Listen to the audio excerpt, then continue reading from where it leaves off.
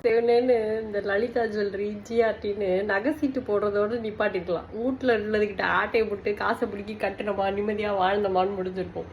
தேவையில்லாமல் இந்த ஜெரோதா கைட்லாம் இன்ஸ்டால் பண்ணிவிட்டு எதையாவது இன்ஸ்டாவில் பார்க்குறோம், ஒரு நல்ல புடவையாக இருக்குது, ஆர்டர் போடலான்னு பார்த்தா 1500 மனசு சொன்னேன் ஹெட்செட் டெக்கு அப்படிங்குது. சரி கிளம்பிட்டோம், ரொம்ப டைம் ஆகிடும் போல் இருக்கு, ஷேர் அவுட்டை வேணாம், ஒரு கேபு புக் பண்ணிவிடுவோமே அப்படின்னு நினச்சா அதில் 400 கட்டுதா. உடனே ஐடிசே அப்படிங்குது.